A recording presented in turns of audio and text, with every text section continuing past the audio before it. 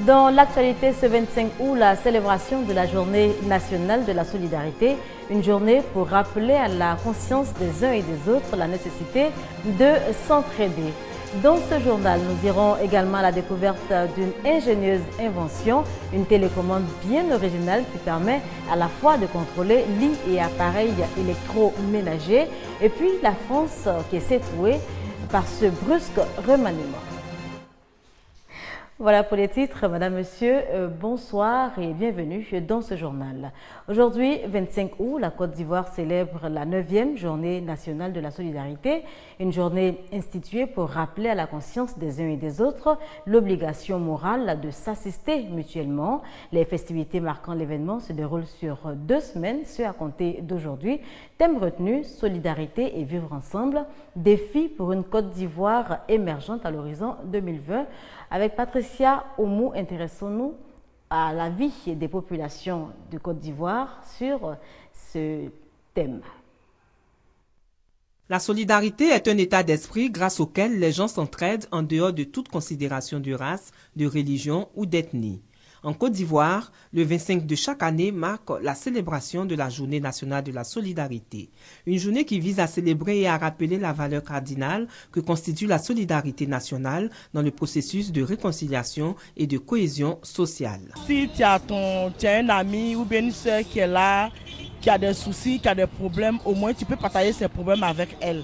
Mais ça ne devient pas un fardeau. Il faut être solidaire avant de pouvoir... Il faut être solidaire avant de pouvoir avoir la paix dans le pays. Donc j'invite tout le monde à être solidaire. Nous qui vivons dans les cours communes, là, on vit ça tous les jours. Dans ma cour, il y a Baoulé, il y a Burkinabé, il y a, je ne sais quoi, Malinké. À chaque fois qu'une personne est malade, tout le monde va à son chevet. Ça aussi, c'est une preuve de solidarité. J'ai un ami qui a eu un accident. Je partais à l'école, j'étais en terminale. En tout cas, j'ai laissé mes études. Je suis resté à côté de lui à l'hôpital pendant un très bon moment. Malgré que je n'ai rien financé, mais j'étais à côté de lui. Dans le domaine aussi du transport, on fait de la solidarité aussi. Mais souvent, il y a des clients qui viennent, pour la baby c'est 300. Souvent, ils viennent nous proposer 250 qui n'ont rien. Donc souvent, on les prend pour qu'ils puissent arriver chez eux dans leur lieu de travail. Instituée en 2007 en Côte d'Ivoire, cette journée a pour but de souligner l'importance de la solidarité pour faire progresser la réconciliation, le développement et la lutte contre la pauvreté. Reportage signé Patricia Oumou. Intéressons-nous à présent à cette ingénieuse invention, une télécommande bien particulière. Elle permet de déployer un lit, de mettre en marche un téléviseur, un poste radio ou encore une caméra. Pratique cette merveille du jeune Sangaré Mouri.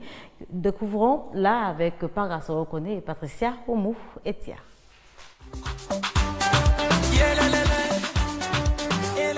De la musique. Ne vous méprenez pas. Nous ne sommes pas dans une discothèque, mais plutôt sur un lit.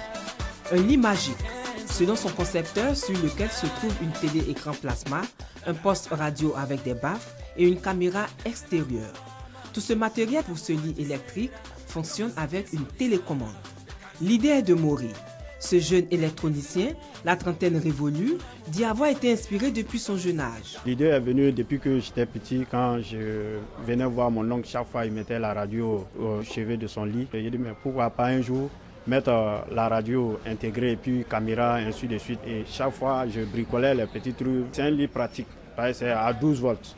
8 ampères. C'est alimenté avec un allumé-ordinateur. En plus du matériel électronique, ce lit comporte aussi des tiroirs lumineux et télécommandés. Dans cet atelier situé à la Riviera Palmeraie, Mori ne travaille pas seul. Au nombre de 7, ces jeunes inventeurs souhaitent que des personnes de bonne volonté leur viennent en aide. C'est une réalité. Il peut fabriquer plus que ça.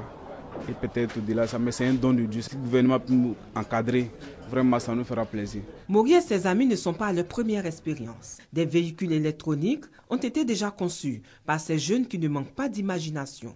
Ils comptent dans les jours à venir réaliser des lits électriques en aluminium. Passionné d'objets électroniques, Mori et son lit magique, c'est donc une histoire d'amour.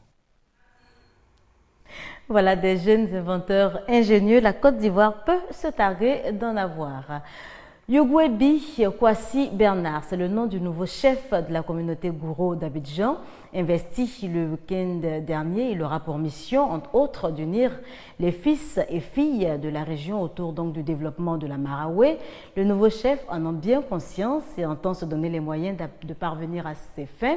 Les échos de la cérémonie de son investiture avec nous, Sangaré et Patricia Omouetia.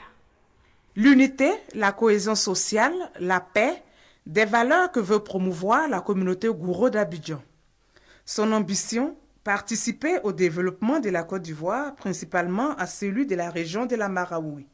Pour atteindre tous ces objectifs, la communauté Gouro d'Abidjan se choisit un nouveau chef. Son nom, Yogwebi Kwasi Bernard. Ce nouveau chef aura pour mission notamment d'unir les fils et filles du pays Gouro autour d'un idéal, celui du développement de la région de la Maraoué. Les frères qui sont encore à distance et qui ne veulent pas rejoindre le rang des chefs que je suis, de venir se mettre dans ces rangs. Dans ces rangs, mon bras est ouvert à tout le monde parce que je suis là pour les réconciliations. Le nouveau chef suprême des Gouro d'Abidjan investi, les cadres de la Maraoué décident de le soutenir dans sa mission. Nous allons parcourir nos différents départements pour appeler nos parents à la réconciliation, à la paix, à l'unité, à la cohésion sociale, au développement de nos régions. Il faut que ce soit notre souci quotidien, le développement. Parce que le train d'Alassane Ouattara est en marche. Originaire de Saint-Fra, Yogwebi Kwasi Bernard est le deuxième chef de la communauté Gouro d'Abidjan. Nous abordons à présent cette cérémonie de remise de produits phytosanitaires aux producteurs du Tonkwi et du Bafing, un don du conseil du Café Cacao. On en parle avec Eve Boué et Franck Quadio. Fidèle Tiendré Beogo est producteur de café cacao à Danani, dans l'ouest ivoirien. Il est souvent confronté aux mauvaises récoltes dues à la mauvaise qualité du verger. Aujourd'hui, comme Fidèle, Alphonse Batois est également confronté aux mêmes réalités.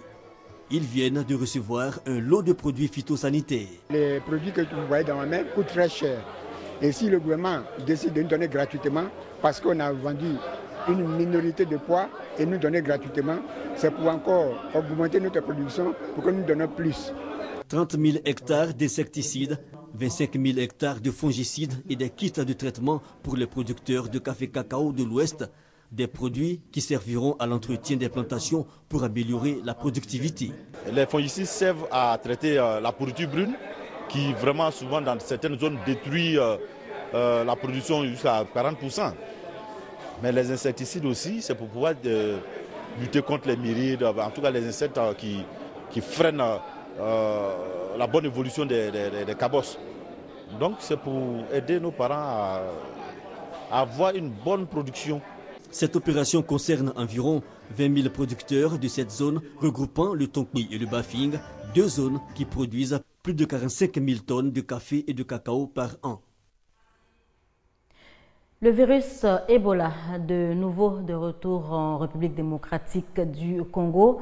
2 nouveaux cas ont été détectés. L'information a été confirmée hier par le ministre congolais de la Santé. Inquiétude donc au sein de la RDC. C'est la 7e fois que le virus apparaît dans le dit pays, ce depuis 1976.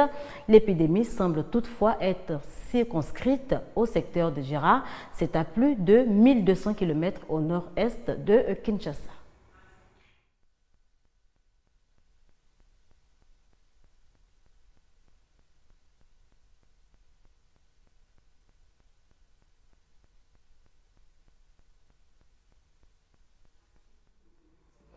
Toutes nos excuses pour la mauvaise qualité de cet élément. La France attend toujours son nouveau gouvernement après la démission du précédent, démission présentée donc ce matin même par Manuel Valls. Le Premier ministre reconduit donc dans ses fonctions, fera connaître donc demain sa nouvelle équipe. Ce sera sans Arnaud Montebourg. L'ancien ministre de l'économie a tout simplement demandé à reprendre sa liberté. En France, Manuel Valls dévoilera mardi la composition du nouveau gouvernement après l'annonce de la démission de son équipe. Un remaniement provoqué par les récentes déclarations du ministre de l'économie. Lors d'une fête socialiste, Arnaud Montebourg a ouvertement critiqué la politique économique de François Hollande, ras-le-bol partagé par le ministre de l'Éducation, Benoît Hamon. Et c'est dans cette atmosphère, notez-le, que la France célèbre aujourd'hui, 25 août, le 70e anniversaire de la libération de Paris. Le chef de la diplomatie iranienne apporte son soutien, le soutien de Téhéran donc à Bagdad, dans la lutte contre les djihadistes. Il appelle par ailleurs à plus d'efforts internationaux pour lutter contre, selon lui, ces adeptes de génocide. Le ministre iranien des Affaires étrangères est venu apporter dimanche le soutien de Téhéran à Bagdad dans sa lutte contre les djihadistes de l'État islamique. En tant que puissance régionale, l'Iran, majoritairement chiite comme son voisin irakien, va très certainement peser sur la composition de son futur gouvernement d'union nationale. Principal soutien jusque-là du Premier ministre irakien sortant, Nouri al-Maliki, Téhéran vient de le lâcher pour saluer la nomination de son successeur, Haïdar al-Abadi, avec l'espoir qu'il mènera une politique plus efficace pour stopper l'avancée des djihadistes. Reconnaissant fournir des conseils au gouvernement et aux Kurdes irakiens, mais démentant toute présence de soldats iraniens en Irak, le chef de la diplomatie iranienne a donc assuré son voisin de son aide. Nous coopérons et travaillons avec le gouvernement irakien et avec le gouvernement kurde pour repousser ce groupe atroce très préoccupant. Et d'appeler à davantage d'efforts internationaux pour lutter contre cette organisation terroriste dont il dénonce les actes de génocide et de crimes contre l'humanité. Un appel qui rejoint celui lancé par son homologue irakien. Ce conflit nécessite l'aide et le soutien de tout le monde, de toutes les forces, contre le terrorisme, l'extrémisme et la haine. L'offensive lancée en juin par les djihadistes de l'État islamique et qui a suscité l'intervention américaine leur a permis de s'emparer d'une bonne part de l'ouest et du nord de l'Irak. Ce groupe sunnite extrémiste qui se met en scène dans ses vidéos de propagande considère les chiites majoritaires en Irak comme des hérétiques qui méritent la mort. Il est également très actif dans la Syrie voisine en guerre, un régime qui a pour allié l'Iran. Et puis, dernier hommage à Michael Brown ce lundi après-midi. Michael Brown, vous vous en souvenez, c'est ce jeune homme de 18 ans qui a été abattu le 9 août dernier par un policier. Il a été inhumé donc ce soir. Des milliers de personnes ont effectué le déplacement à Saint-Louis, c'est dans le Missouri, aux États-Unis, donc pour honorer sa mémoire. Cérémonie sous haute surveillance. Ce soir, la mort du jeune homme, vous vous en souvenez, avait suscité des émeutes raciales. Et c'est ici qu'on s'arrête pour cette édition. Merci de nous avoir suivis.